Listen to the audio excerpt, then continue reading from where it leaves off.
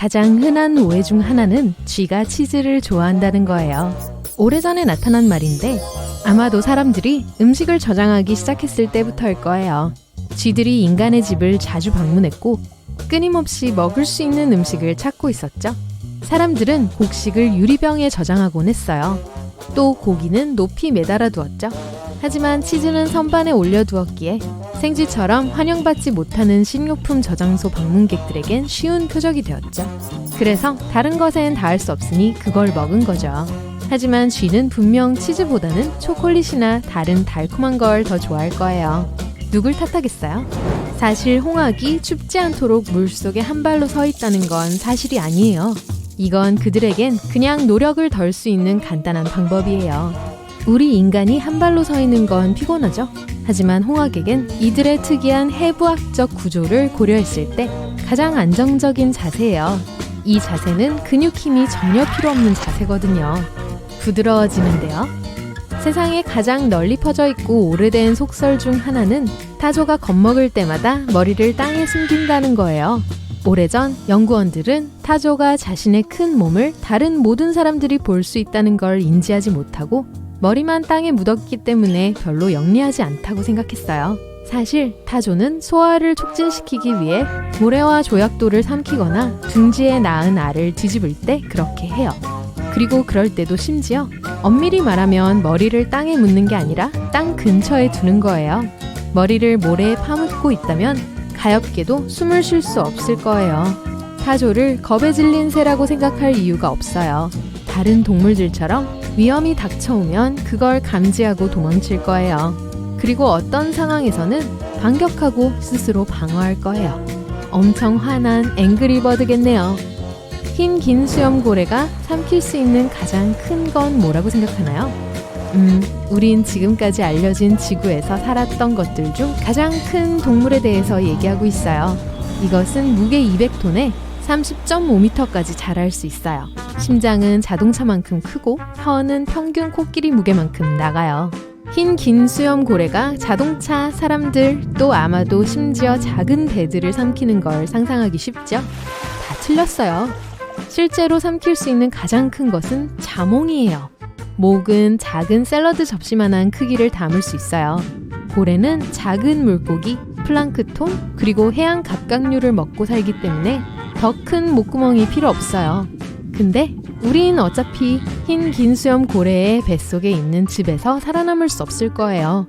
우주복 없이 우주에서 버틸 수 있는 시간과 비슷한 15초 만에 우릴 끝내버릴 거예요. 그러니 시도하지 마세요. 낙타는 혹에 물을 저장하지 않아요. 아주 극단적인 상황에 대한 놀라운 적응력을 가진 동물들을 이야기해 볼게요. 낙타는 8일에서 10일에 한 번씩 물을 마셔도 생존할 수 있지만 등에 비상 저장고가 있어서가 아니에요. 이것은 낙타가 물을 마실 기회가 있으면 한 번에 189리터의 물을 마시기 때문이에요. 대부분 탈수로 인해 잃을 수 있는 양인 총 몸무게의 30%를 보충하기 위해 써요. 그래서 물을 많이 잃지만 빨리 되찾죠. 등의 혹은 지방을 축적하는 곳이에요. 하지만 물을 생산하기 위한 곳이 아니죠. 낙타가 들이마시는 산소는 수분을 많이 잃게 하는데 물을 폐에서 증발해버리게 만들기 때문이에요. 그래서 에너지의 영양원으로 지방을 사용하죠. 이게 건조한 지역과 먹이가 부족한 시기에 살아남도록 도와줘요. 개미핥기가 코로 개미를 빨아들인다는 건 오해예요. 개미를 찾아다니면서 긴 주둥이로 개미를 진공청소기처럼 빨아들이지 않아요.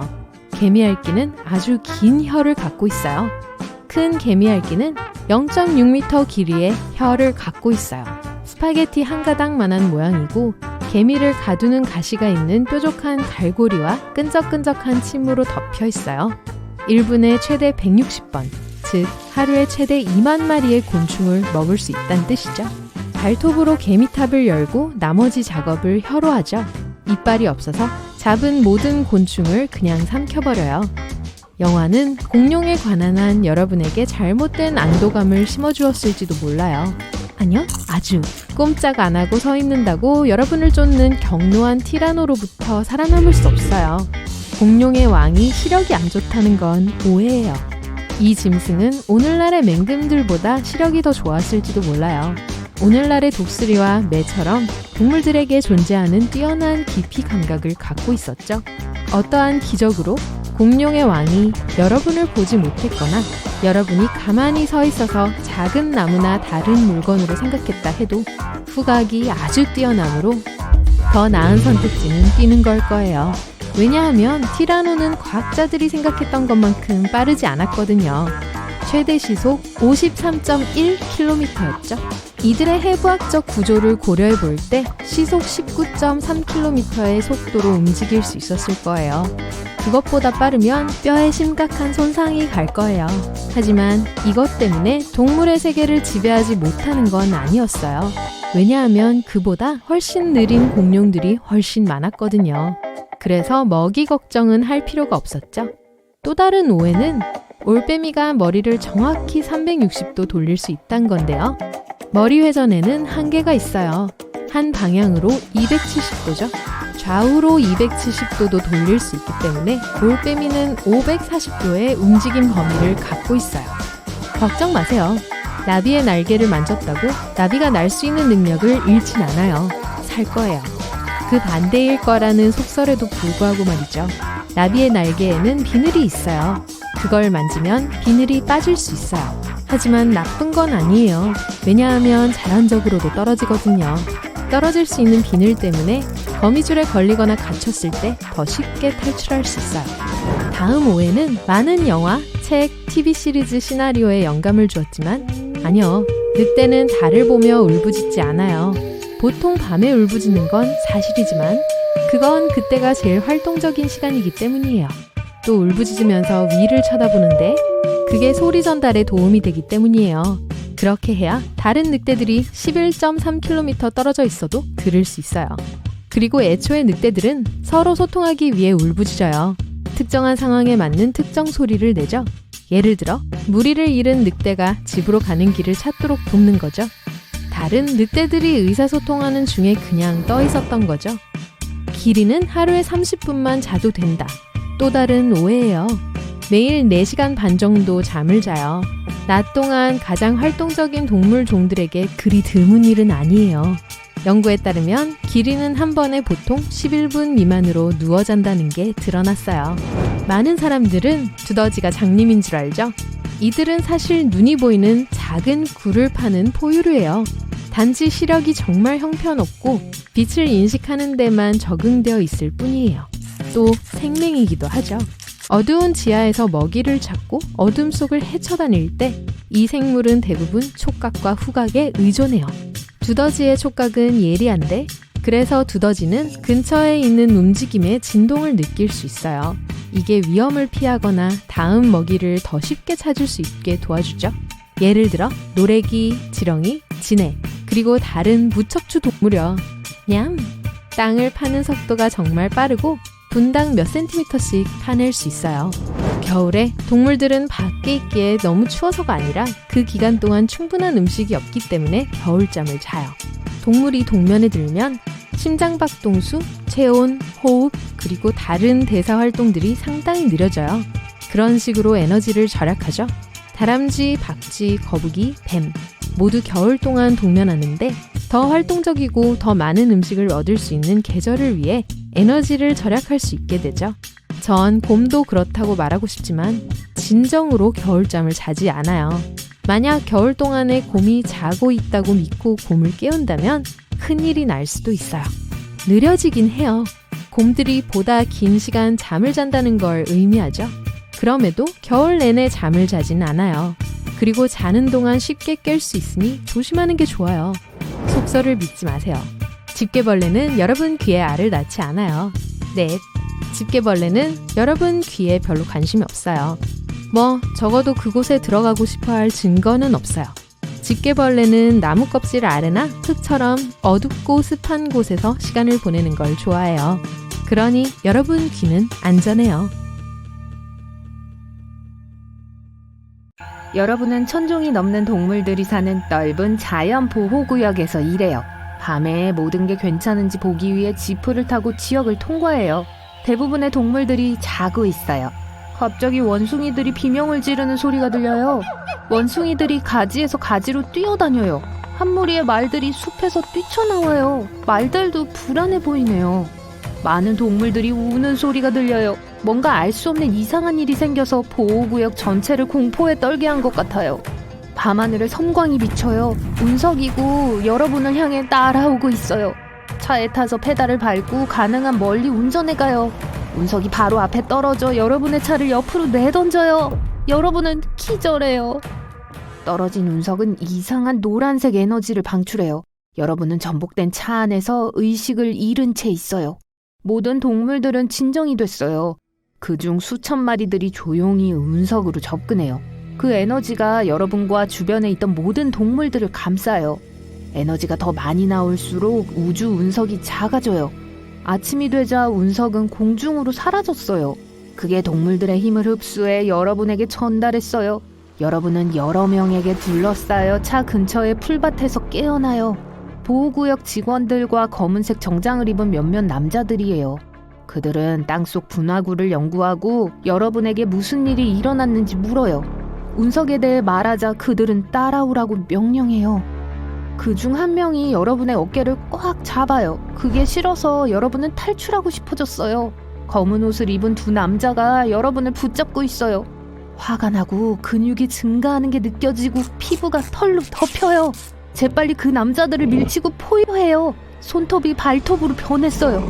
몸의 힘을 받았군요. 이제 그만큼 강해지고 사나워졌어요. 검은 옷을 입은 요원들이 여러분을 따라오고 있어요. 숲으로 도망쳐요. 더 빨라지고 싶었는데 척추 모양이 바뀌는 걸 느껴요. 이젠 네 발로 엄청 빨리 달리고 있어요. 지구상에서 제일 빠른 동물인 치타의 힘을 가졌네요. 굉장해요. 여러분은 생각만으로 동물의 힘을 다 얻을 수 있어요. 숲에 숨었어요. 요원들은 훨씬 뒤에 있어요. 상공에서 헬리콥터 소리가 들려요. 여러분을 향해 밝은 스포트라이트 빔을 쏴요. 안 돼요. 여러분을 발견했어요. 요원들이 메가폰을 사용해 멈추라고 해요. 하지만 여러분은 무엇이 여러분을 기다리고 있는지 알고 있죠. 실험실, 실험, 우리 안의 삶. 그런 것들에 대한 영화를 많이 봤기 때문에 그냥 포기하지는 않을 거예요. 숲에서 뛰쳐나와요. 여러분을 향해 마취총을 쏴요. 재빨리 큰 호수로 달려가 안으로 뛰어들어요. 팔과 다리에 물갈퀴가 생겨요. 발이 지느러미 같아요. 다리가 하나의 큰 꼬리로 합쳐져서 여러분은 이제 바다 코끼리가 됐어요. 빠르게 호수를 헤엄쳐 건너 반대편에 있는 무트로 올라가요. 여러 대의 자동차와 오토바이가 여러분을 따라잡기 위해 호수 주위를 돌고 있어요. 앞에 숲이 하나 더 있어요. 하지만 이번에는 엄청 빽빽하네요. 엄청난 속도를 낼 수 있는 공간은 부족하지만 원숭이의 힘을 쓸 수 있어요. 손이 더 길어지고 손가락이 더 강해져요. 나무 위로 뛰어올라 꼭대기로 올라가서 보호구역을 살펴봅니다. 먹고 마시려면 남쪽으로 가서 작은 마을에 당도해야 해요. 몇 시간 후에 보호구역 경계에 도달해요. 이제 높은 울타리를 뛰어넘어야 해요. 다리가 튼튼해지고 있어요. 캥거루처럼 뛰어보지만 충분히 높이 뛰지 못했어요. 땅으로 떨어졌어요. 헬리콥터가 여러분을 따라잡아요. 여러분은 도마뱀의 힘을 얻어요. 손바닥에 끈적끈적한 비늘이 생겨나요. 재빨리 콘크리트 벽을 올라 반대편으로 뛰어내렸어요. 기다란 풀밭으로 왔어요. 요원들이 사방에서 여러분을 향해 오고 있어요. 뱀을 생각해봤어요. 팔과 다리가 몸에 융합돼요. 이제 기어갈 수 있어요. 모든 사람들을 지나치고 도로로 왔어요. 멀리서 차를 보고 손을 들어 멈추라고 해요. 안 돼요. 요원들의 차예요. 그들이 여러분을 둘러싸요. 헬리콥터의 탐조등이 여러분을 비추고 있어요. 갈 곳이 없어요. 하지만 꼭 가야 할 필요는 없어요. 옷 뒷면이 찢어져요. 커다란 날개가 어깨뼈에서 자라요. 공중으로 떠올라요. 여긴 꽤 춥지만 몸에 있는 깃털이 바람으로부터 여러분을 보호해줘요. 좋아요. 날 수 있어요. 굉장해요. 아야, 누가 뒤에서 꼬집은 것 같아요. 마취총이에요. 여러분을 잡았어요. 잠이 오고 내려가고 싶어요. 작은 나무집 근처에 경착륙을 해요. 요원들이 여러분을 쫓아요. 여러분은 다른 동물의 힘을 얻고 기절해요. 검은 옷을 입은 사람들이 집 근처를 뒤지지만 여러분을 찾을 수 없어요. 수면제가 든 마취총이 효과가 없었던 건 아닐까요? 몇 분 후 그들은 떠났어요. 그러는 동안 여러분은 집의 벽에 기대어 평화롭게 자고 있어요. 마지막 순간에 여러분은 카멜레온의 힘을 얻었어요.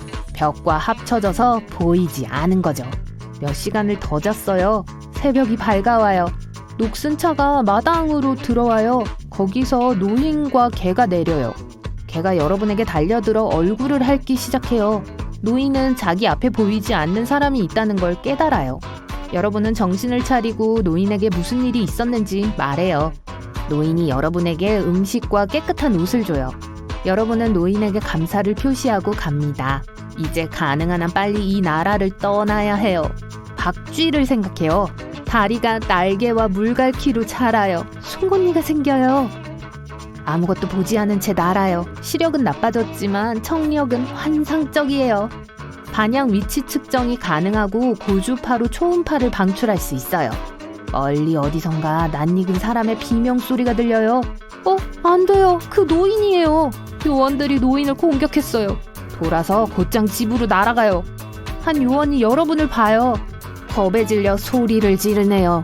여러분은 착륙해서 코뿔소를 생각해요. 이제 몸이 거대해지고 코가 길어져요. 가속해서 여러 요원들을 쓰러뜨려요.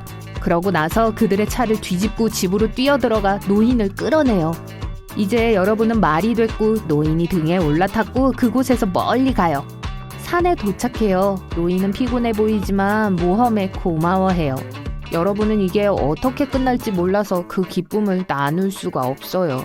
추적자들의 주의를 딴 데로 돌리는 동안 노인에게 숨어 있으라고 말해요. 한 동물을 생각해요. 다리와 팔이 발굽으로 변해요. 사냥처럼 절벽을 뛰어올라요. 여기선 여러분을 잡을 수 없어요. 하지만 그 순간 헬리콥터가 다시 나타나요. 요원이 여러분을 마취총으로 겨냥하고 있어요. 등에 비늘이 자라고 있어요. 호저의 힘을 얻었어요. 요원에게 바늘을 몇 개 쏴요. 그게 몇 분간 그를 따돌렸어요. 이 순간 퓨마가 난데없이 여러분에게 뛰어들어요. 발톱으로 여러분을 긁어요. 여러분은 사자를 생각해서 그 힘을 얻어요. 뒷발로 서서 크게 으르렁거려요. 퓨마는 겁에 질려 도망쳐요. 헬리콥터가 위로 날아가요. 여러분은 속도를 내서 절벽에서 뛰어내려 세계에서 가장 빠른 새인 송골매의 힘을 얻어요. 빠른 속도로 다이빙해서 숲에 착륙해요. 이제 노인을 찾아야 해요. 개코를 가졌어요. 이제 친구의 냄새를 맡고 그를 향해 걸어갈 수 있어요. 이 순간 여러분은 검은 옷을 입은 사람들을 어떻게 막을 수 있을지에 대한 훌륭한 계획을 생각해내요. 운전해서 집에 돌아가는 길에 개 몇 마리가 입양을 기다리는 모습이 보입니다.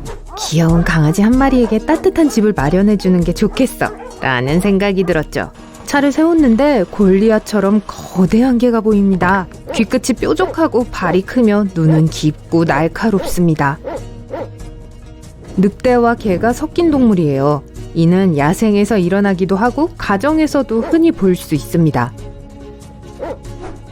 야생동물과 사람에게 길들여진 동물이 섞이는 일은 정말 흔합니다. 실제로 미국에서만 이런 동물들이 반려동물로 40만 마리 정도 살고 있는 것으로 추정됩니다. 다양한 동물의 조합이 있는데 가장 흔한 경우는 회색 늑대와 독일 셰퍼드나 시베리안 허스키가 섞인 것입니다. 이 개들은 위험 있어 보일 수도 있겠지만 집 주변에 두기에는 너무 위험합니다. 많은 늑대개가 아무 이유 없이 예상 못한 순간에 주인을 공격하는 사례가 보고되고 있어요. 이런 개들은 그냥 내버려 두는 것이 가장 좋습니다. 야생개 이야기를 계속해보죠. 가장 위험한 개 중 몇몇은 꽤 사랑스러워 보입니다. 만약 이 중 하나를 우연히 마주치게 된다면 이 개들이 여러분을 쫓아올 수 있기 때문에 거리를 두는 게 좋을 것입니다. 이 중 하나는 호주의 왕이라고 불립니다. 딩고라는 녀석이에요. 딩고는 동남아시아를 거쳐 호주까지 수백 년 동안을 살아왔습니다. 이들의 황갈색 털은 주변 환경과 잘 어우러지는데 먹이를 찾기 위해 숨는다면 훨씬 더 위험할 수 있습니다. 그리고 늑대와 개의 잡종처럼 딩고와 개의 콤보를 만들기 위해 딩고는 길들여진 개들과 함께 사육되기도 합니다. 라임 좋죠? 귀엽게 들릴 수도 있겠지만 전혀 그렇지 않아요. 딩고는 여전히 무리를 지어 사냥하고 인간에게도 무자비한 야생동물입니다. 이번 동물은 당연해 보일 수도 있습니다. 하지만 독사를 집에서 기르는 매니아들이 있어요. 이런 뱀들은 제대로 된 보살핌과 관심이 필요하기 때문에 모두가 독사를 기를 수 있는 건 아닙니다. 미국의 어떤 주에서는 심지어 이런 뱀의 소유조차 금지하기도 했습니다. 물론 이런 뱀을 파티에서 친구들에게 자랑하는 건 멋질 수도 있어요. 하지만 통계에 따르면 미국에는 1년에 적어도 뱀에게 물리는 사고가 10,000건은 일어난다고 합니다. 이 중 일부는 반려동물로부터 일어난 일이에요. 뱀 전문가들은 불필요한 장소에서 뱀을 꺼낼 때 적절한 장비와 도구를 갖춥니다. 그러니까 이런 뱀을 집에 그냥 두는 건 위험할 수 있어요.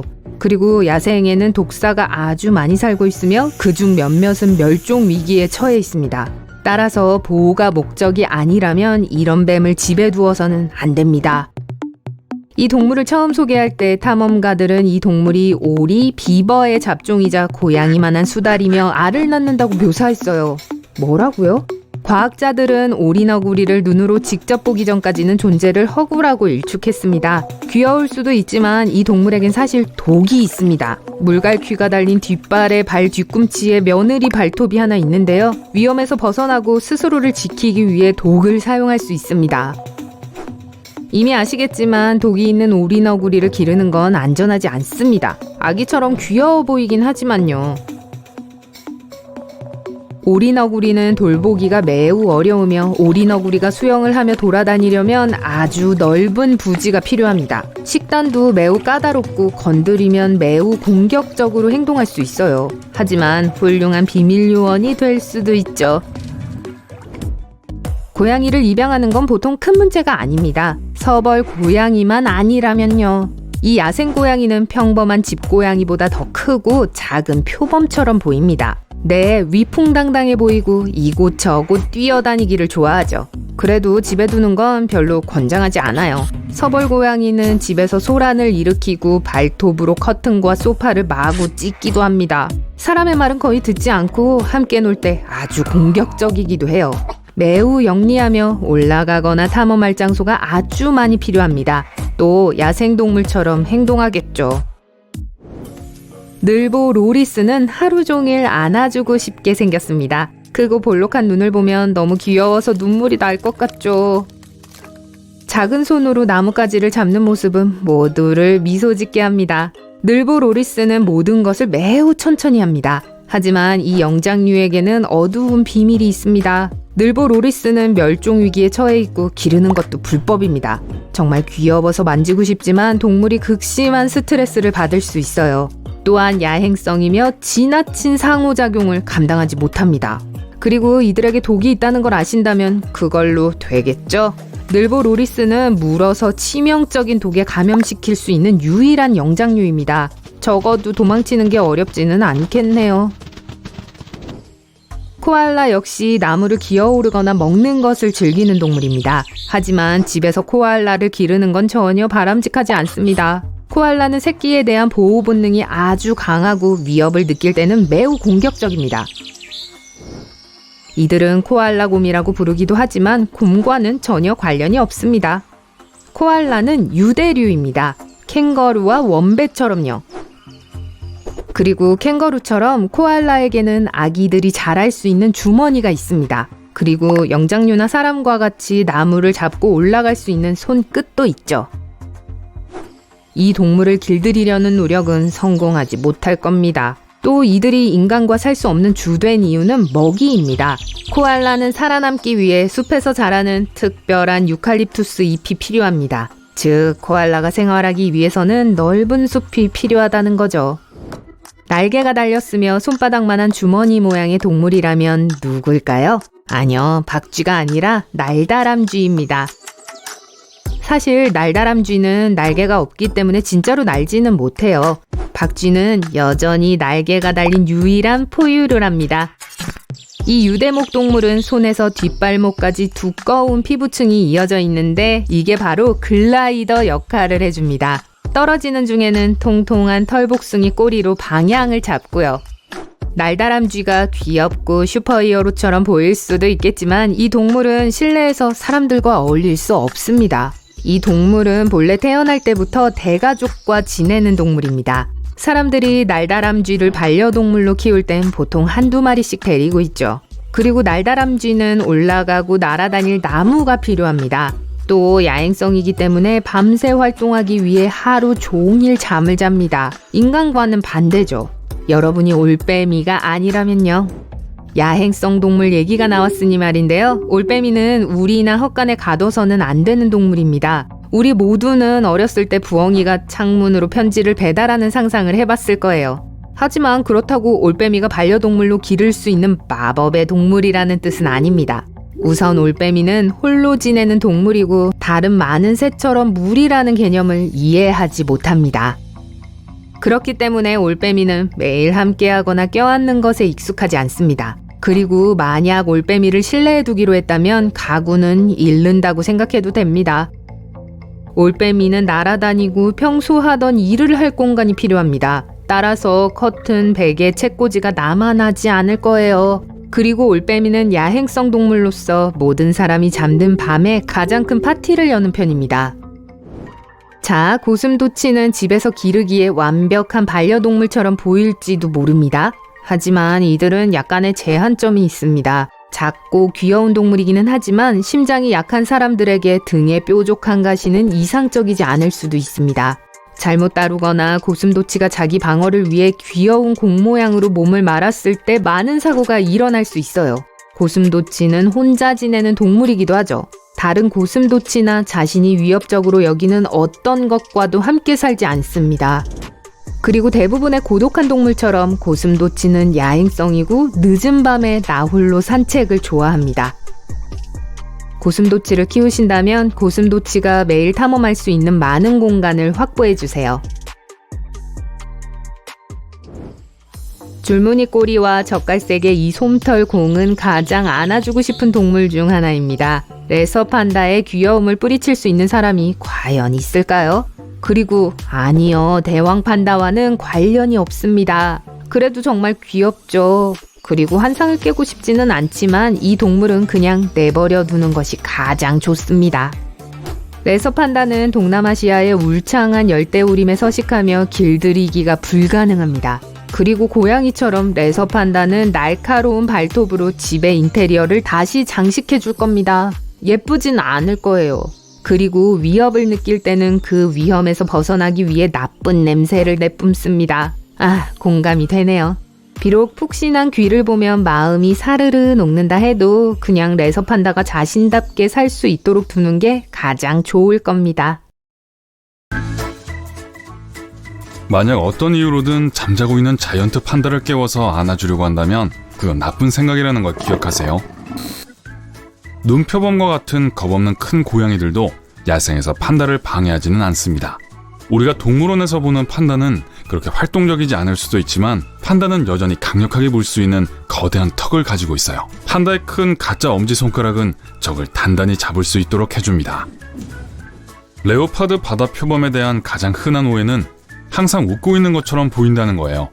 하지만 바다 표범은 사실 공격적인 동물이고 뛰어난 외톨이 사냥꾼입니다. 심지어 먹이를 가지고 장난을 치기도 하는데 펭귄, 물고기, 오징어, 그리고 심지어 더 작은 바다 표범까지 해당됩니다. 얼마 전 레오파드 바다 표범 한 마리가 바다 생물학자를 물속 깊이 끌고 들어가기도 했어요. 음식 가지고 장난치지 마세요.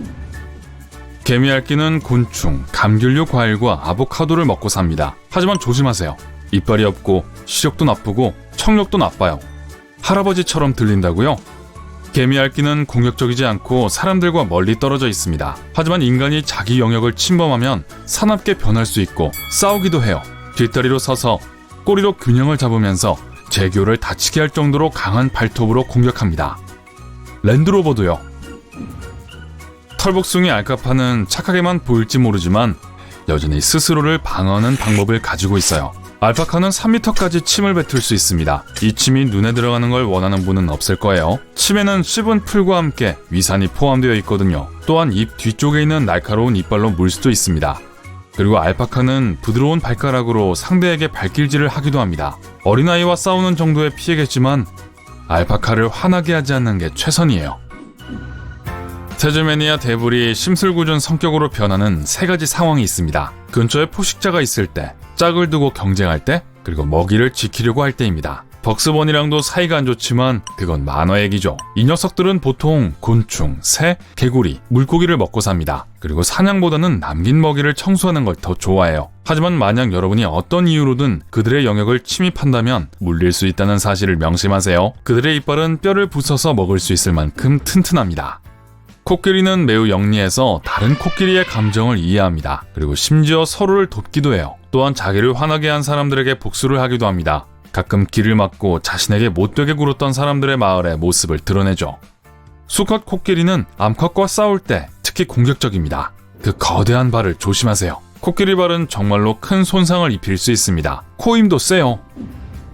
보그는 포식자로부터 자신을 보호하기 위해 보통 크기를 몇 배까지 부풀릴 수 있습니다. 우리 형도 그렇게 할 수 있어요. 농담이에요. 대부분의 동물들은 보고를 먹으려고 해선 안 됩니다. 보고 안에는 사람 30명을 처치할 수 있을 만큼의 독이 들어있고 해독제도 없어요. 그러니까 가족뿐만 아니라 친구를 모두 초대해도 충분한 양입니다. 안 돼요. 그냥 농담이에요. 백조는 인간을 자신의 보금자리와 가족의 가장 큰 위협으로 보는 경향이 있습니다. 수컷 백조는 4월부터 6월까지 둥지를 트는 시기에 특히 공격적입니다. 카약을 타는 사람들, 노젓는 사람들 또는 낚시꾼들이 둥지에 너무 가까이 다가오면 백조들은 휙휙 소리를 내고 날개를 퍼덕입니다. 만약 이 경고 표지에 주의를 기울이지 않으면 백조는 심지어 배를 뒤집으려고 할지도 몰라요. 돌고래는 인간을 제외하고 지구상에서 어떤 논리적인 이유 없이 다른 생물의 생명을 앗아갈 수 있는 유일한 종입니다. 수컷은 가끔 암컷 돌고래나 심지어 새끼 돌고래까지 공격하는데 먹이를 위해서가 아닙니다. 만약 화가 난 돌고래가 여러분을 쫓아온다면 그보다 더 빨리 헤엄칠 수는 없어요. 돌고래는 시속 35km로 움직일 수 있습니다. 올림픽 수영 선수 마이클 펠프스의 최고 속도는 시속 10km입니다. 돌고래가 훨씬 더 빨라요. 늘보 원숭이는 세계에서 유일하게 독이 있는 영장류입니다. 팔꿈치에 독을 가지고 있어요. 독은 새끼를 보호하기 위해 몸치장을 하는 동안 입으로 전달됩니다. 게다가 그들이 무서운 존재라는 것을 보여주는 특별한 무늬를 사용하여 비단뱀이나 수리매와 같은 포식자들을 쫓아버리죠. 만일 늘보 원숭이가 자신의 영역에 침범하거나 자신을 성가시게 하는 사람을 물게 되면 발진, 과민성 쇼크 혹은 더 나쁜 결과를 초래할 수 있어요. 엄청난 무게와 서투른 몸짓에도 불구하고 하마는 사람보다 훨씬 더 빨리 달릴 수 있습니다. 그리고 하마가 훨씬 더 날카로운 이빨을 가지고 있어요. 만약 무릉덩이로 가는 하마를 방해하면 공격성을 드러낼 겁니다. 하지만 공격을 하기 전에 몇 가지 경고 신호를 보낼 거예요. 하마가 하품을 하거나 웃음소리 같은 소리를 내면 곧 화를 낼 거라는 뜻입니다. 좀 헷갈리네요. 그렇죠? 푸른고리 문어는 정말 작지만 독은 청산가리보다 1000배나 강합니다. 보통 새우, 게, 그리고 작은 물고기를 사냥할 때 독을 사용하죠. 만약 문어가 위협을 느끼면 경고로서 푸른 고리를 번쩍입니다. 주의를 기울이지 않으면 물지도 몰라요. 물린 것 자체를 알아차리지 못할 수도 있지만 몇 분 후에 분명히 증상을 느끼게 될 거예요. 구역질, 마비, 그리고 심지어 감각과 운동 능력의 상실이 나타날 수 있어요. 그러니까 발 아래를 조심하세요. 원뿔 달팽이는 심각하게 위험한 생물입니다. 작살 같은 이빨로 상대를 찌른 뒤 독을 주입합니다. 작은 원뿔 달팽이가 여러분을 공격한다면 벌에 쏘인 것처럼 느껴질 거예요. 만약 운이 나빠서 큰 달팽이에 물린다면 감각마비, 부종, 근육마비, 시력 변화, 그리고 심지어 호흡곤란을 일으킬 수 있습니다. 캐나다 기러기는 수년 동안 인간과 가까이 살아왔습니다. 하지만 여전히 우리가 그들의 집 근처로 가는 것을 경계합니다. 특히 봄 짝짓기 시즌에는요. 이때 수컷 거위들은 짝이나 알, 새끼에게 위협으로 보이는 사람들을 쫓고 물 수 있습니다. 만약에 심각하게 화난 새의 공격을 피하고 싶다면 할 수 있는 최선의 방법은 천천히 뒤로 물러나는 것입니다. 다람쥐는 야생과 도시에 적이 많습니다. 모든 적에 대항하는 다람쥐의 무기는 속도와 민첩성입니다. 대부분의 경우 다람쥐 근처에 가는 것은 안전합니다. 하지만 다람쥐도 여전히 다른 야생동물들처럼 예측할 수 없어요. 때때로 닥치는 대로 무는 경우가 있으니까 조심하세요. 광견병과 같은 질병을 옮길 수도 있어요. 애완동물이나 아이들을 공격할 가능성이 더 높지만 어른을 물 수도 있습니다. 그러니까 안전을 위해서 항상 애완동물이나 아이들 뒤로 걸어가세요. 물론 농담입니다. 만약 캥거루가 뒷다리로 일어나는 것을 보거든 뒤로 물러서세요. 지금 캥거루가 여러분이 암컷이나 먹이에 위협이 된다고 생각하고 경고하는 겁니다. 다른 캥거루와 능숙하게 권투를 할 수 있고 매우 긴 다리와 날카로운 발톱을 가지고 있습니다. 캥거루는 발차기에 추가적인 힘을 주기 위해 공중으로 뛰어오릅니다. 캥거루의 발차기는 뼈를 부러뜨릴 만큼 강력해요. 오리너구리는 이빨이 없고 주로 곤충과 조개류를 먹습니다. 유일하게 알을 낳는 두 포유류 중 하나인데요. 이 희한한 동물도 사람에게 해를 끼칠 수 있어요. 수컷 오리너구리는 뒷발꿈치에 날카로운 돌기가 숨어 있습니다. 이 돌기에는 개를 쓰러뜨릴 만큼 강한 독이 있어요. 코알라는 유칼립투스 잎을 먹는 것에서 대부분의 수분을 얻습니다. 그리고 날카로운 이빨과 발톱으로 자신을 보호합니다. 코알라가 자신을 너무 세게 껴안는 사람을 핥히면 심하게 감염될 수 있습니다. 너구리는 여러분의 뒷마당을 포함한 어떤 환경에도 쉽게 적응할 수 있습니다. 인간을 직접 공격하는 일은 거의 없지만 집을 손상시키고 병을 옮길 수 있어요. 너구리는 쓰레기통에서 새둥지에 이르기까지 음식을 얻기 위해 어디든 갑니다. 그래서 많은 감염 질환을 옮기게 되는 거예요. 질병 말고도 너구리는 치유하는 데 오랜 시간이 걸리는 고약한 상처를 줄 수 있습니다. 여러분이 자기 댐을 위협하고 있다고 생각하면 비버는 경고 표시로 꼬리로 물을 때리기 시작할 거예요. 여러분이 경고를 무시한다면 비버는 가족을 보호하기 위해 날카로운 이빨을 사용하려고 할 것입니다. 그러니까 비버는 건드리지 마세요. 비버의 공격으로부터 자신을 보호할 수 있는 방법이 있습니다. 바로 비버 클리버입니다. 그냥 옛날 TV쇼의 주인공이에요. 수달은 뒤로 누워 수영을 하면서 많은 시간을 보내고 뒷정리는 신경 쓰지 않습니다.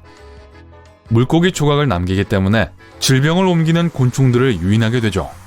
너무 지저분하다는 건 외에도 원하지 않는 방문객들에게 사용할 수 있는 강력한 치아를 가지고 있어요.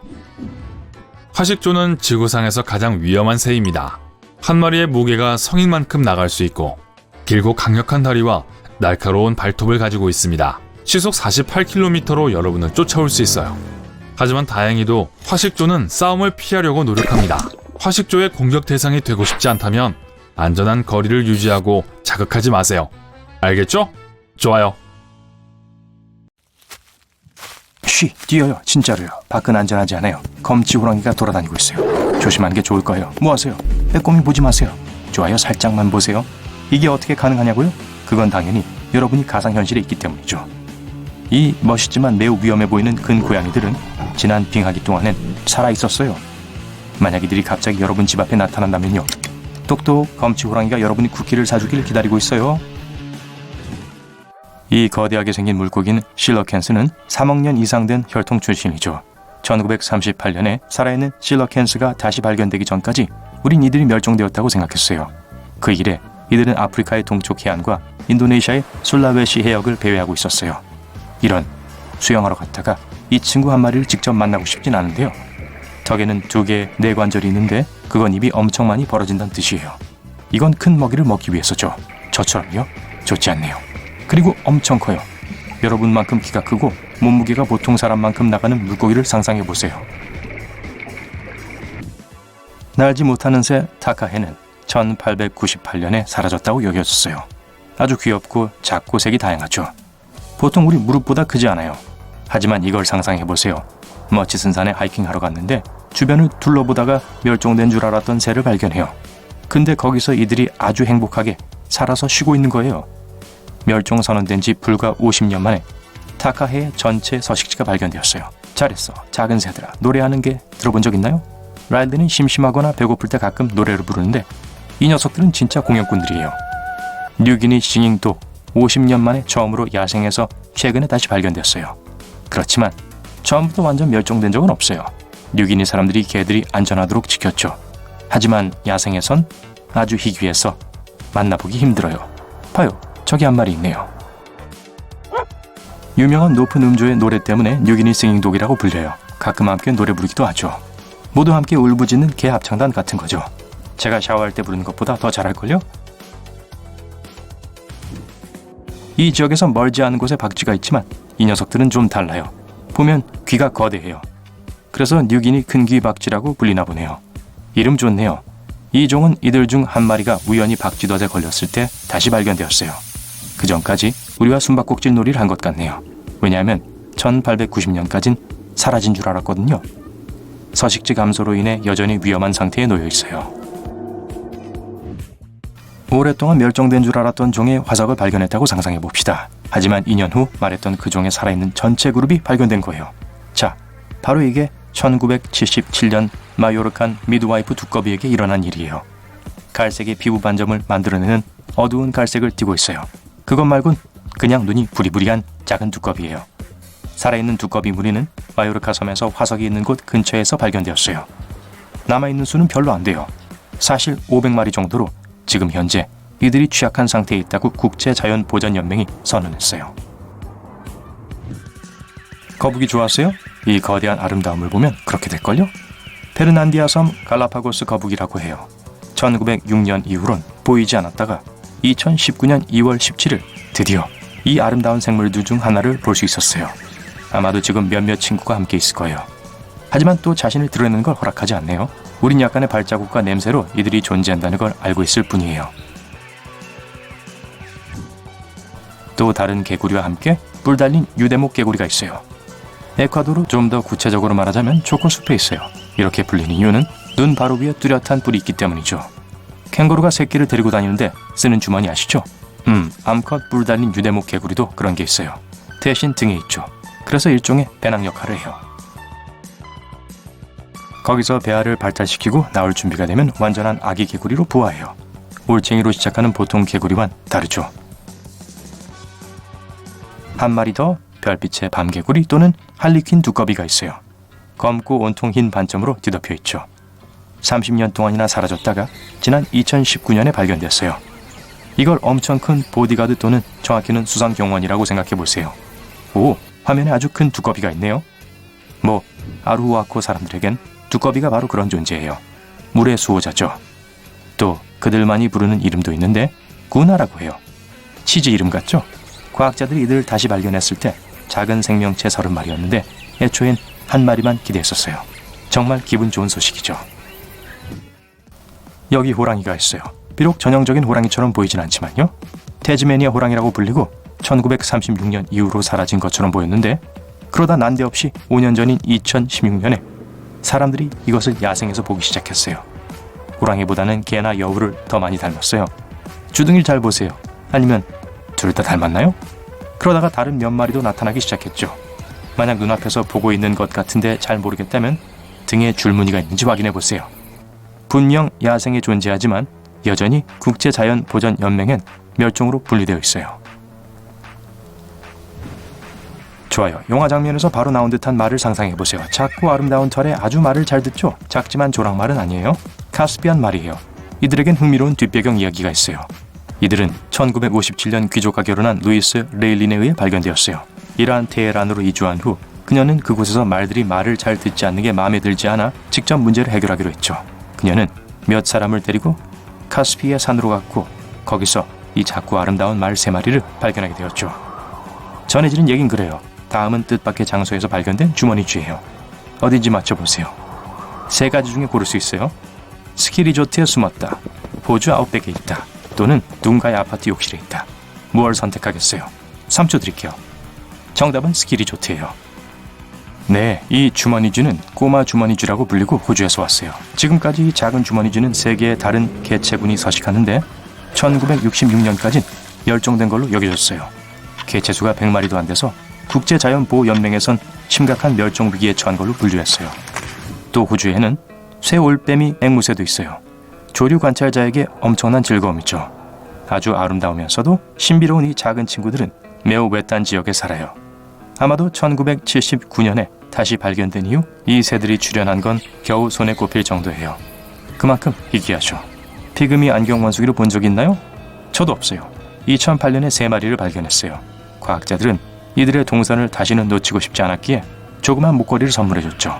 이렇게 그들은 행복하게 살 수 있고 우린 그들이 안전하다는 걸 알 수 있어요. 마지막으로 알려주고 싶은 건 나무 랍스터예요. 하지만 이름이 오해를 불러일으키는데 이들은 진짜 바닷가지가 아니에요. 그냥 커다란 다리를 가진 크고 검은 벌레예요. 이들의 멸종 이야기는 슬퍼요. 1920년 화물선이 로드아웃 섬에 갇혔는데 안에 쥐들이 타고 있었어요. 이 쥐들이 배에서 도망쳐 육지로 곧장 옮겨갔어요. 비록 나물 랍스터가 대부분의 곤충보단 크지만 쥐에 비하면 상대적으로 작았죠. 이 불쌍한 녀석은 전혀 가망이 없었어요. 그래도 2004년 이 독특한 생명체의 삶에 빛이 다시 비춰졌어요. 한 쌍의 호주 과학자가 그 섬에서 돌아다니다가 24마리나 발견했죠. 벌레 모두 하나의 관목 아래 살고 있었어요. 모두를 위한 공간이 충분하다면 작은 게 아니라 변하는 거죠. 요점은 멸종되는 것보단 특종이 되는 게 낫죠. 그렇지 않나요? 초능력? 믿거나 말거나 어떤 동물들은 초능력을 갖고 있어요. 끈적끈적한 혀에서 색깔을 바꾸는 것까지 여러분은 아주 특별한 능력을 가진 13마리의 놀라운 동물들을 만나게 될 거예요. 만약 바지에 개미가 있거나 집안에 흰개미가 있다면 이 동물의 옆집에 살았으면 하고 바랄 거예요. 큰 개미알기는 이름에 걸맞게 살아요. 주둥이에서 꼬리까지 길이가 2m예요. 만약 뒷다리로 일어선다면 대부분의 사람들보다 더 클 거예요. 곤충만 먹어서 다행이에요. 개미와 흰개미 식단으로 하루에 거의 35,000마리의 작은 생물을 개걸스럽게 먹어요. 먹이를 잡기 위해 개미알기는 길고 좁은 혀를 갖고 있어요. 약 60cm의 길이이고 뒤를 향해 있는 작은 가시로 되어 있고 끈적한 침으로 덮여 있어요. 개미핥기가 개미집을 발견했을 때 개미핥기는 거대한 발톱을 써서 땅속으로 파고들어요. 개미가 재빨리 움직이면서 혀를 내두르는데 분당 150번까지 움직이고 개미들이 혀에 달라붙죠. 근데 이 개미핥기는 물고 씹을 수 있는 이빨이 없어요. 치아가 없다는 걸 의미하는 빈치류라고 알려진 동물 무리의 한 부류죠. 대신 큰 개미핥기는 입천장에 대고 음식을 갈아요. 분명 그런 혀는 극장에서 팝콘을 먹는 걸 더 흥미롭게 만들어줄 거예요. 놀라운 혀를 가진 또 다른 동물은 악어 거북이에요. 아니요, 이 거북의 혀는 길고 끈적거리지 않아요. 대신 작은 분홍색 지렁이 같아 보이는 피로 가득 찬 작은 추가물을 달고 있어요. 거북이가 배고파지면 거북이는 물 아래에 완전히 가만히 누워 있어요. 유일하게 움직이는 건 벌레 같은 기관이에요. 그걸 더 자세히 보기 위해 헤엄쳐 오는 모든 물고기는 곧 저녁이 되죠. 이 거북이는 숨 참는 것도 아주 잘해요. 한입 하려고 기다리면서 50분 동안 물속에 있을 수 있어요. 대부분의 사람들은 1분에서 2분 정도만 숨을 참을 수 있죠. 또 다른 놀라운 혀요? 펭귄이 멋진 혀를 가지고 있어요. 어떠한 미뢰도 없는 대신 케라틴화된 털로 덮여 있어요. 네, 케라틴은 우리의 손톱과 머리카락을 구성하는 것과 같은 물질이에요. 이 뾰족한 돌기는 목구멍의 뒤로 향해 있어서 물고기가 한 방향으로만 움직일 수 있어요. 펭귄의 배 안으로요. 하지만 동물 세계에서 가장 멋진 혀 중 하나는 카멜레온에게 있죠. 개미핥기와는 달리 카멜레온은 한 번에 한 마리의 곤충만 먹을 수 있어요. 혀 끝이 끈적끈적한 근육 덩어리로 되어 있어요. 혀를 밖으로 쏘고 그게 먹이를 덮치면 큰 근육이 모양을 바꿔요. 흡착판이 되어 곤충을 잡아 카멜레온의 입으로 다시 끌어당기는 걸 돕죠. 만약 여러분이 파리를 잡으려고 해본 적이 있다면 그게 얼마나 힘든지 알 거예요. 빠르죠? 그렇다면 카멜레온의 혀는 훨씬 더 빨라야 해요. 그리고 정말 빨라요. 이론적으로 초당 2,440m의 거리를 이동할 수 있어요. 곤충은 그게 오는 걸 보고 도망칠 시간이 있을 리가 없죠. 카멜레온은 색깔을 바꿀 수 있는 또 다른 특별한 묘기를 갖고 있어요. 한때는 이 동물이 적으로부터 숨기 위한 방법으로 이렇게 하는 거라고 믿었죠. 배경에 섞이기 위해 색깔을 바꾸고 거의 보이지 않게 된다고요. 하지만 이게 이 특별한 능력 뒤에 있는 진짜 이유는 아니에요. 냉혈 동물로서 카멜레온은 우리처럼 체온을 조절할 수 없어요. 태양으로부터 열을 흡수하는 방법으로 색을 더 어둡게 하는 거예요. 그리고 열을 식히기 위해 그 열을 반사하도록 더 밝게 변해요. 또 다른 카멜레온들과 의사소통하기 위해 이 능력을 사용하기도 해요. 어떤 색은 경쟁자에게 멀리 떨어지라고 알려줄 수 있어요. 또 다른 색은 파트너를 끌어들이는 데 사용될 수 있고요. 그들만의 이모티콘 같은 거죠. 하지만 색깔을 바꾸는 것에 관한 한 카멜레온은 갑오징어의 상대가 되지 않아요. 오징어, 문어와 관련 있는 이 귀여운 바다 생물들은 피부의 색과 질감을 바꿀 수 있어요. 그 뜻은 해저에 있는 이미의 바위에서부터 떠다니는 초목까지 환경에 있는 거의 모든 것처럼 보일 수 있다는 걸 의미해요. 진정한 숨바꼭질의 세계 챔피언이죠. 이 능력은 오징어를 맛있는 간식으로 보는 돌고래, 상어 또는 물개로부터 숨으려고 할 때 아주 유용해요. 24시간 위장술에 의존하는 동물은 대벌레예요. 이름에서 알 수 있듯이 다리가 달린 나뭇가지처럼 보여요. 크기는 2.5cm에서 30cm까지 다양해요. 그리고 다른 작은 나뭇가지처럼 보이면서 나무 속에 숨어 있는 동안 원하는 무엇이든 먹을 수 있어요. 초식동물로 나뭇잎을 우적우적 씹는 걸 아주 행복해하죠. 다만 다음번에 강아지랑 물어와 놀이를 할 때 우연히 이 벌레를 잡지만 마세요.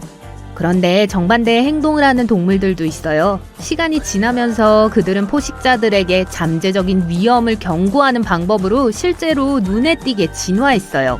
종종 밝은 색과 무늬를 포함하는데 이걸 경계색이라고 불러요. 이것의 예로 왕나비가 있어요. 이 나비를 보면 아름다운 주황색과 날개 위의 무늬에 감탄하기 쉬워요. 하지만 그렇게 밝은 외모로 분명 포식자들이 쉽게 찾을 수 있게 되죠. 사실 밝은 색은 왕나비를 먹는 게 안 좋은 생각이 될 수 있다는 경고예요. 왜냐하면 유충기의 식습관 때문에 왕나비에겐 독성이 있어요. 어떤 동물이든 이걸 한 마리 먹는다면 상당히 아프게 될 거고 다시는 그런 위험을 무릅쓰지 않을 거예요. 스컹크의 흰색과 검은 줄무늬도 같은 이유로 있어요.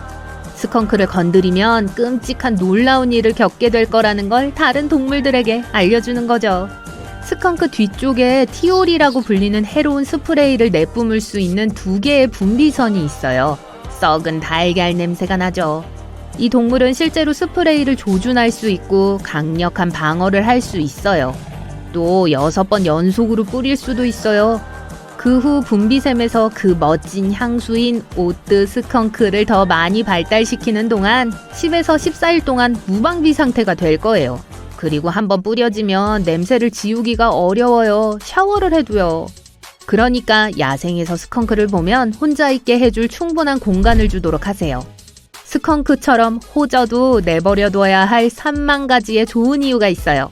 많은 날카로운 가위로 덮여 있어요. 그리고 각각의 끝에 있는 거의 800개에 달하는 바부 때문에 이 가시들은 피부에 들어가면 제거하기가 어려워요. 다행히도 호저에 대한 한 가지 일반적인 사실은 틀렸어요.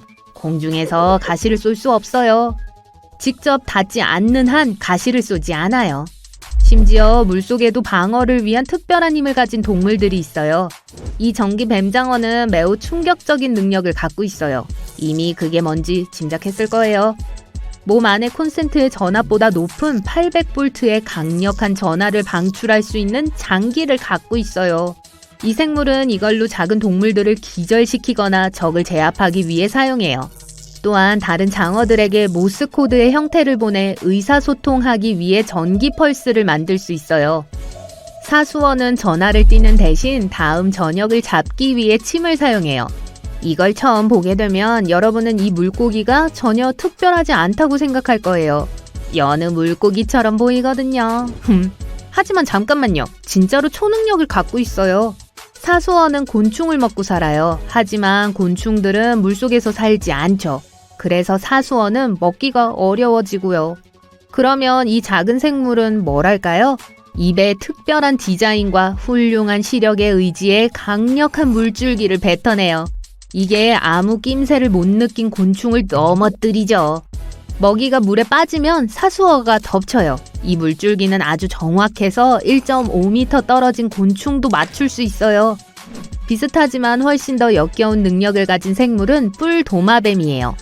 피로 눈 근처의 부비동 부위를 가득 채울 수 있어요. 그러고 나서 위협을 느낄 땐 눈구멍에서 피를 뿜어내죠. 이건 1.2m까지 뻗어나갈 수 있어요. 이게 적을 놀라게 해 도마뱀이 도망칠 충분한 시간을 줘요. 또 눈에 들어간 흙과 먼지를 제거하기 위해 이 특별한 기술을 사용해요. 그리고 마지막으로 지구 전체에 살고 있지만 여러분은 일생 동안 절대 만나지 못할 동물 중 하나로 완보동물이 있어요. 물곰 또는 이끼 새끼 돼지라고도 알려진 이들은 심지어 우주로 가서 살아남은 아주 작은 8개의 다리를 가진 미세한 동물이에요. 이들은 거의 파괴될 수 없고 깊은 바다와 남극 대륙에 얼어붙은 황무지에서도 발견됐어요. 가장 가혹한 조건에서 살아남기 위해 툰이라고 불리는 탈수된 공으로 변신해요. 그리고 이런 형태로 섭씨 영하 200도에서 149도에 이르는 높은 온도에서까지 생존할 수 있는 걸로 알려져 있어요. 모두 꽤 놀라운 능력이죠. 눈에서 피가 뿜어져 나오는 것만 빼면요. 징그럽잖아요. 그것은 지구를 돌아다녔던 가장 큰 생물 중 하나였어요.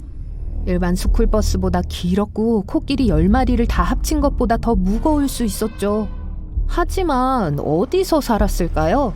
어쩌다가 그렇게 큰 크기가 되었던 거죠? 그리고 가장 중요한 건 오늘날 왜 멸종되었는가 하는 거예요. 알아봅시다. 메갈로돈은 지구 역사상 가장 큰 포식자였어요. 위치면에서 보면 메갈로돈은 사실상 그 근처를 제외한 지구상의 모든 수역에서 살았어요. 남극 대륙에서 메갈로돈 이빨이 발견되지 않은 이유는 아마도 이 거대한 생물이 따뜻한 열대 및 아열대 물에서만 적응했기 때문일 거예요. 어린 것들은 해변에서 머무르는 걸 좋아한 반면 다 자란 상어는 해안 지역을 선호했어요. 하지만 또한 쉽게 외양으로 이동할 수 있었죠. 메갈로돈이 그렇게 많은 곳에 분포한 걸 우린 어떻게 할까요? 제일 북쪽에 있는 화석은 덴마크 해안에서, 그리고 가장 남쪽에 있는 화석은 뉴질랜드에서 발견한 사실에 근거해서 추측할 수밖에 없어요. 메갈로돈이 어떻게 이 크기가 되었는지에 대한 논의는 과학계에서 여전히 해결되지 않았어요. 최근 이 매혹적인 종의 모든 표본이 모두 거대한 크기에 도달한 건 아니라는 걸 알아냈어요. 이건 베르그만의 법칙이라고 불리는 것과 좀 관련이 있는데, 이건 열을 보존하거나 방출해야 하기 때문에 주변 환경의 온도가 동물의 몸 크기에 영향을 미친다는 법칙이에요. 더 차가운 물에 도달한 메갈로돈은 아마도 낮은 온도에서 생존하기 위해 더 많은 체중이 필요했을 거예요. 반면 더 따뜻한 물에 사는 메갈로돈은 타는 걸 피하기 위해 더 작아져야 했죠. 하지만 이 거대한 물고기는 어떻게 생겼을까요? 대부분의 현대 묘사에서 거대한 백상아리를 닮은 메갈로돈을 보여주죠. 하지만 그게 꼭 맞지 않을 수도 있어요. 메갈로돈은 거대한 백상아리와 비교해서 짓눌린 듯한 훨씬 짧은 코와 납작한 턱을 갖고 있었을 거예요. 또 현대의 청세리 상어와 공통점이 있는 듯한데 바로 엄청나게 긴 가슴 지느러미죠. 지구의 물을 항해하는 동안 자신들의 무게와 크기를 지탱하기 위해 그게 필요했어요. 마지막으로 숙녀 메갈로돈들은 신사들보다 약 2배 정도 컸던 것 같아요.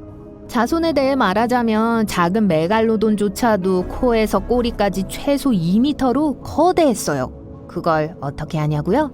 전문가들이 파나마, 메릴랜드, 카나리아 제도, 플로리다에서 메갈로돈 보유권 서식지를 우연히 발견했거든요.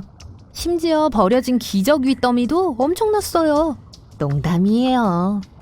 확실히 메갈로돈의 외모에서 가장 무서운 부분은 입이었어요. 제 말은 생각해보세요. 메갈로돈은 저녁으로 고래를 먹었으니 입을 충분히 크게 벌렸어야 했을 거예요. 과학자들은 그 턱이 2.7에서 3.4m의 놀랄만한 크기에 이를 거라고 추정했어요. 여러분이 더 잘 이해할 수 있게 성인 2명을 나란히 삼킬 수 있었다는 뜻이에요. 잠깐, 어른 둘 누구를요? 그 인상적인 턱은 또한 276개의 이빨을 특징으로 하고 있어요. 턱힘의 최신 보원을 토대로 보면 지금까지 존재했던 것 중 막강하진 않아도 가장 강력한 동물 중 하나였을 수도 있어요. 비교를 위해 인간의 턱힘은 약 1300뉴턴이에요.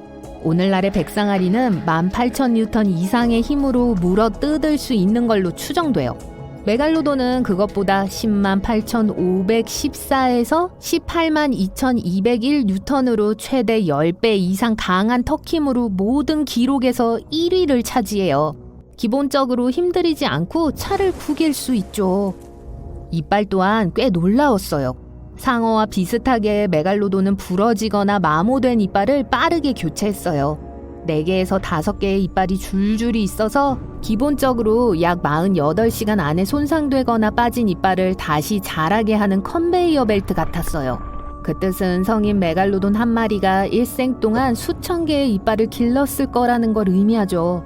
하지만 이건 우리에게 유리한데, 왜냐면 이것이 바로 메갈로돈 이빨 화석 기록이 흔한 이유이며 우리가 그걸 제대로 연구할 수 있게 하기 때문이에요.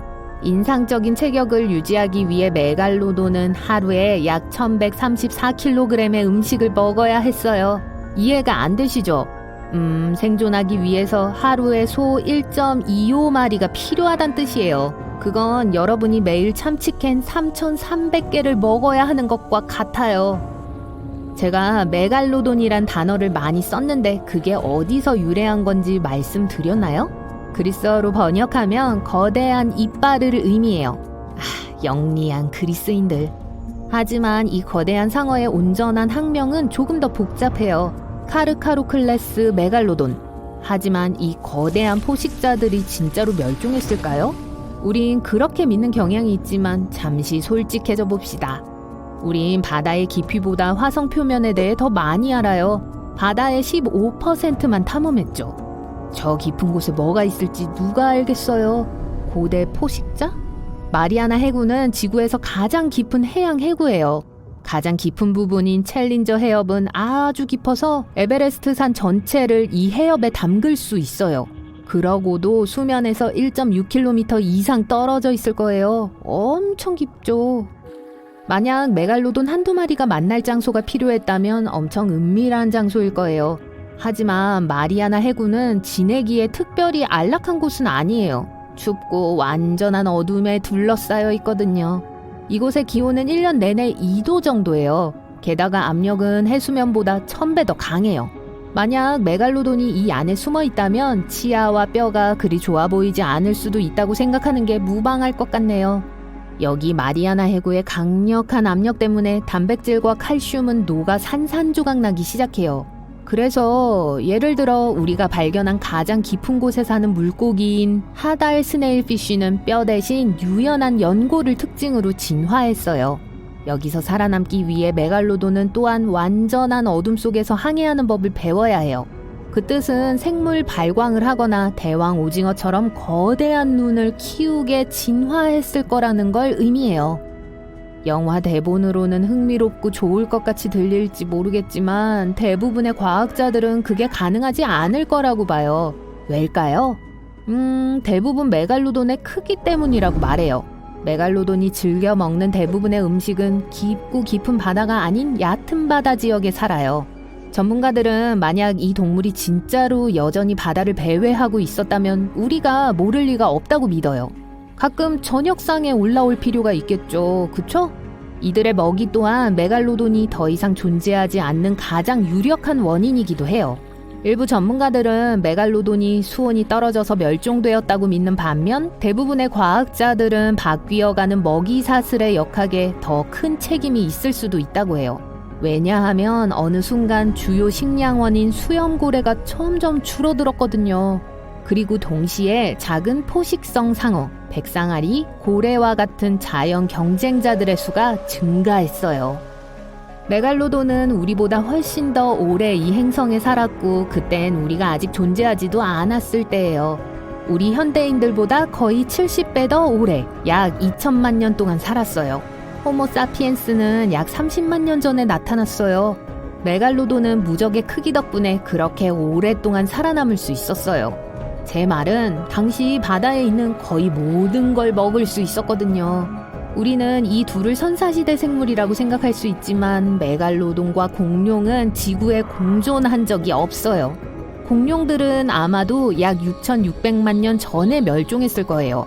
메갈로돈은 조금 후에 나타난 것 같아요. 그건 우리가 지금까지 발견한 가장 오래된 메갈로돈 화석이 2,300만 년 전에 시작된 마이오세 시대의 것이기 때문이에요. 잘 있어, 맥. 자, 바다에서 스쿠버 다이빙을 하면서 산호와 형형색색의 물고기들이 지나가는 것을 보고 있다고 상상해 보세요. 갑자기 거대한 그림자가 머리 위에 나타납니다. 위를 올려다보자 거대한 생명체가 다가오는 게 보여요. 그 입속은 끝도 없는 심연 같습니다. 진정하세요. 가만히 있으면 괜찮을 거예요. 이 거대한 생명체는 돌묵상어입니다. 가장 무섭게 생긴 바다 괴물 중 하나지만 해를 끼치지 않습니다. 돌묵상어는 다른 수염고래와 마찬가지로 여과 섭식자입니다. 큰 입을 벌려서 플랑크톤을 삼키고 이빨도 없어요. 중앙아메리카 정글에서의 늦은 밤입니다. 야생에서 새를 보기 위해 밖으로 나왔는데 날개가 펄럭이는 소리가 들립니다. 신이 나서 야간 투시경으로 열심히 들여다보자 끔찍한 악몽에서 나올 법한 얼굴이 보입니다. 소리 지르지 마세요. 그러면 겁먹고 도망갈 거예요. 완전히 무해한 주름진 얼굴의 이 박쥐는 사람에게 관심이 없습니다. 이들은 과일 박쥐인데 얼굴의 주름은 과일 조각과 즙을 모아서 나중에 간식으로 먹게 해주죠. 그런데 이 박쥐의 라틴어 이름인 센투리오 세넥스는 100세 먹은 노인의 얼굴을 닮았다고 해서 붙여졌습니다. 네팔 국립공원을 걷던 중 근처의 강에서 얼굴을 씻으려고 했다가 공포에 질려 얼어붙었어요. 악어가 몇 미터 앞에서 여러분을 똑바로 쳐다보고 있네요. 물 위로 주둥이를 내미는 모습을 보고 여러분은 안도의 숨을 쉽니다. 이건 가비알 악어입니다. 이 파충류의 길고 좁은 주둥이는 물고기를 효율적으로 잡을 수 있게 해주지만 동시에 다른 먹이를 사냥할 수 없게 만듭니다. 비록 육식동물이긴 하지만 가비알은 수줍음이 많아서 인간을 보면 슬그머니 사라질 거예요. 현재 전 세계적으로 이 악어는 1000마리도 되지 않습니다. 그러니까 그냥 내버려 두세요. 특히 암컷 악어라면요. 뒷마당에 정원을 파다가 삽 위에서 뭔가 움직이는 것을 보게 됩니다. 자세히 보고 공포에 질려 삽을 떨어뜨립니다. 나쁜 외계인처럼 보이는 작은 생명체가 땅속의 굴을 향해 돌진하고 있어요. 걱정 마세요. 그냥 별코 두더지예요. 이 생물은 안에서 무언가 폭발한 것처럼 보이는 특이한 주둥이를 가지고 있습니다. 눈은 작고 약하기 때문에 코에 있는 별이 돌아다니며 먹이를 찾는 것을 많이 도와줍니다. 코는 항상 움직이면서 덩굴 같은 줄기가 마치 작은 손가락인 것처럼 접촉하는 모든 것을 만집니다. 아, 또 바다에서 수영을 하는군요. 오른쪽을 보세요. 진짜 이빨 상어가 여러분을 향해 달려오고 있어요. 괜찮아요. 당황하지 마세요. 그냥 모래 뱀상어예요. 모래상어도 아니고 뱀상어도 아닌 바닷속에서 천천히 헤엄쳐 다니고 가끔 먹이를 쫓으며 물고기 잡아먹는 연약한 상어입니다. 인간을 공격했다는 보고는 없었지만 그래도 날카로운 이빨이 줄지어 있어요. 혹시 모르니까 만지려고 하지 마세요. 얌전해 보일지 모르지만 그래도 물리고 싶진 않을 거예요. 그렇죠? 자, 바다에서 사막으로 갑니다. 여러분은 호주에 있고 물을 갈망하고 있어요. 물이 나올 만한 지점에서 땅을 파기 시작하다가 온통 가시로 뒤덮인 지하세계에서 온 것 같은 생명체를 발견하게 됩니다. 여러분을 의심스러운 눈으로 쳐다보더니 미끄러져 사라지네요. 그건 가시도마뱀이에요. 무시무시한 이름에도 불구하고 이 도마뱀은 인간에게 무해합니다. 도마뱀의 피부에 있는 뿔처럼 생긴 돌기는 포식자와 맹금류로부터 보호를 위한 것입니다. 가시는 딱딱하지만 만지지 않는 한 괜찮아요. 자, 만약 거미 공포증이 있다면 진정하기 힘들겠지만 북아메리카와 남아메리카뿐만 아니라 아시아와 아프리카에서 만날 수 있는 꼬리 없는 채찍 정갈은 여러분을 더 무서워할 거예요. 기억하세요? 이 악몽 같은 생물은 독침이 없고 위협을 받아도 물지 않습니다. 이 동물이 할 수 있는 최악의 공격은 만일 궁지에 몰아넣는다면 말이죠. 그러지 않는 게 좋아요. 앞다리로 손가락을 찔러서 작은 구멍 자국을 남기는 거예요. 많은 사람들이 이 전갈을 애완용으로 기르기도 하는데 주인에게 꽤 다정하다고 합니다. 네, 그렇다네요. 만약 털이 없고 큰 이빨이 있는 동물이 여러분을 훔쳐보고 있는 굴을 발견한다면 그냥 신경 쓰지 말고 내버려 두세요. 벌거숭이 두더지는 설치류 세계의 스핑크스 고양이에요. 두더지쥐에 가까운 친척이지만 털이 없을 뿐이죠. 나름대로 흥미로운 동물입니다. 전적으로 지하에서만 생활하기 때문에 거의 냉혈동물이지만 외부 온도에 적응할 수 있습니다. 늘어지고 주름진 피부는 전혀 통증을 느끼지 않기 때문에 벌거숭이 두더지는 가시나 날카로운 이빨 같은 건 겁내지 않아요. 이번에는 다시 밀림에서 길을 잃었습니다. 마다가스카예요. 참 운도 없네요. 밤이 깊어 피난처를 찾습니다. 쉼터를 지을 만한 나무를 찾았다고 생각했는데 공포에 질려 얼어붙고 맙니다. 검고 기다란 손가락이 달린 손이 머리 위 나뭇가지에 나타나서는 두 개의 커다랗고 노란 눈이 여러분을 내려다보고 있어요. 곧 털이 덥수룩한 얼굴을 보고 그저 여우 원숭이라는 것을 깨닫습니다. 더 정확히 말하자면 아이죠. 마다가스카르 토착 동물로 야행성이기 때문에 직접 볼 수 있다는 건 행운이에요. 아이아이는 열대우림에서 딱따구리의 역할을 합니다. 나무 기둥을 두드려서 벌레를 찾고 길고 주름진 손가락을 나무 속으로 집어넣습니다. 자꾸 놀라는 것에 지쳐서 집으로 가는 길을 찾지만 공포는 아직 끝나지 않았어요. 길 위에 큰 붉고 흰색의 뱀이 있네요. 쉬쉬 소리를 내면서 여러분이 움직이기를 기다리고 있어요. 산호뱀이에요. 정말 위험한 독사죠. 걸음을 멈추고 뱀이 마침내 미끄러져 가는 것을 보고서야 사실은 우유뱀이었다는 걸 알게 됩니다. 우유뱀은 포식자로부터 자신을 보호하기 위해 종종 독사를 흉내냅니다. 하지만 뱀 전문가가 아니라면 항상 멀리하는 것이 상책입니다. 자, 이 생명체는 악몽의 주인공처럼 보여요. 거대 아프리카 노래기예요. 크기도 크고 광택이 나는 검은색에 작고 꼬물거리는 수백 개의 다리를 가지고 있습니다. 만일 커다란 눈이 있었더라면 귀여웠을지도 몰라요. 아마도 그래서 많은 사람들이 애완용으로 기르고 있는지도 모릅니다. 게다가 보통 10년까지 살기 때문이기도 하죠. 거대 노래기는 물지 못합니다. 유일한 방어수단은 단단한 공 모양으로 몸을 구부리고 피부 속 모공에서 자극적인 액체를 분비하는 것뿐이에요. 만약 만지게 되면 눈이나 코를 비비지 마세요. 아주 굵게 할 거예요. 골리앗 버드이터는 또 하나의 인기 애완동물입니다. 생긴 건 징그럽지만 인간에게는 위험하지 않아요. 세계에서 가장 큰 거미 중 하나이며 이름에서 알 수 있듯이 가끔 먹이로 작은 새를 사냥합니다.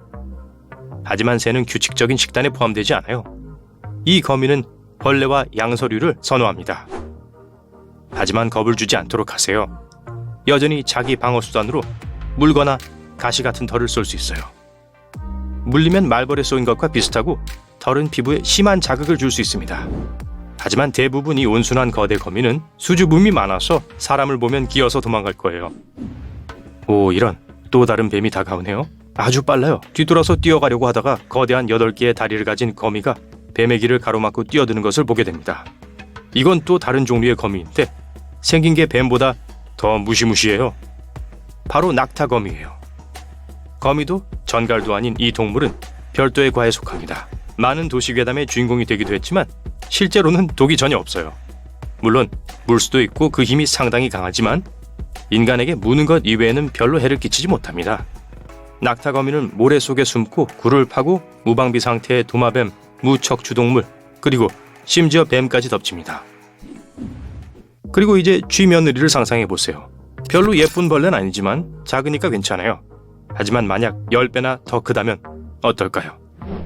아니요, 절대 괜찮지 않을 거예요. 그런데 그런 생물은 실제로 존재하는데 바로 거대 등강류입니다. 다행히도 깊고 어둡고 차가운 물속에 숨어있기 때문에 뒷마당에서 볼 일은 절대 없을 거예요. 거대 등강류가 그렇게 크게 자란 이유는 심해 거대증 때문입니다. 깊은 물에 사는 생물은 엄청난 물의 압력, 극도로 추운 온도, 먹이 부족을 견뎌야 하기 때문에 신진대사가 느려집니다. 등강류는 거의 움직이지 않고 작은 벌레나 갑각류 동물이 닿을 수 있는 곳으로 다가올 때까지 기다렸다가 잡아먹습니다. 겉모습은 지하세계에 여러 개의 다리가 달린 괴물처럼 보이지만 거대 등강류는 설령 원한다고 해도 여러분을 해칠 순 없습니다.